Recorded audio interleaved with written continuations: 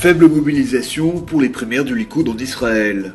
Sur les 125 000 membres du grand parti de droite, ils n'ont été qu'une vingtaine de pourcents à se rendre aux urnes.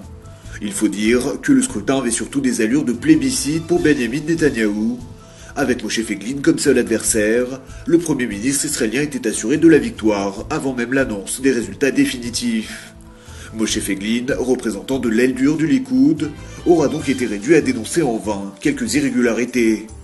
Reste que c'est la 5e fois que Benjamin Netanyahou se retrouve à la tête du Likoud. Sa décision de déclencher des primaires au sein du parti suscite désormais des interrogations sur la possible tenue d'élections législatives anticipées. Après que plusieurs ressortissants américains en Égypte aient reçu l'interdiction de quitter le pays, les États-Unis haussent le ton contre les autorités du Caire. Le Congrès notamment envisage de suspendre l'aide américaine qu'il attribue chaque année à l'Égypte. Une aide essentiellement militaire, mais aussi économique, qui s'élève à 1,6 milliard de dollars. Ces derniers jours, la police égyptienne a mené des perquisitions contre plusieurs groupes de promotion de la démocratie et des droits de l'homme. Des ONG étrangères pour la plupart, qui font l'objet d'une enquête du pouvoir militaire égyptien. Elles sont soupçonnées d'avoir fomenté les manifestations contre l'ancien régime d'Hosni Moubarak. Céder le pouvoir au vice-président syrien et aux députés du Parlement.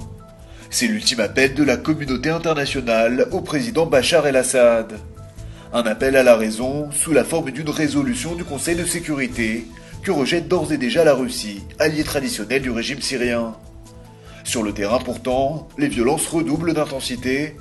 Ces dernières heures, l'offensive de l'armée syrienne a permis la reconquête de plusieurs quartiers de la banlieue de Damas. De son côté, l'opposition avait appelé ce mardi à une journée de deuil et de colère. Selon l'Observatoire syrien des droits de l'homme, 400 personnes ont trouvé la mort en moins d'une semaine. C'est un contentieux vieux de 18 ans qui est en passe d'être réglé entre Israël et le Vatican. À Jérusalem, des progrès substantiels ont été enregistrés lors de pourparlers sur des questions fiscales relatives aux biens de l'Église catholique en Terre Sainte. Parmi les décisions phares, le Vatican devrait accepter des impôts fonciers pour l'ensemble des propriétés qu'il détient à Jérusalem. Jusqu'ici, son refus de payer cette taxe avait causé des dizaines de millions de shekels de pertes aux autorités israéliennes. Conséquence ou pas, le Saint-Siège a également accepté de renoncer à sa souveraineté sur le Cénacle, un lieu saint situé sur le mont Sion. Un accord final pourrait être signé avec Israël dans les toutes prochaines semaines. À en croire une étude réalisée par le Yediot Aharonot, le niveau de vie en Israël serait bien meilleur que dans la plupart des pays du monde arabe.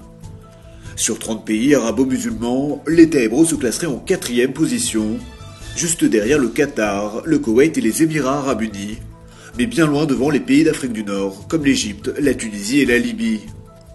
D'après les données officielles de 2011, Israël possède un PIB de quasiment 30 000 dollars par habitant.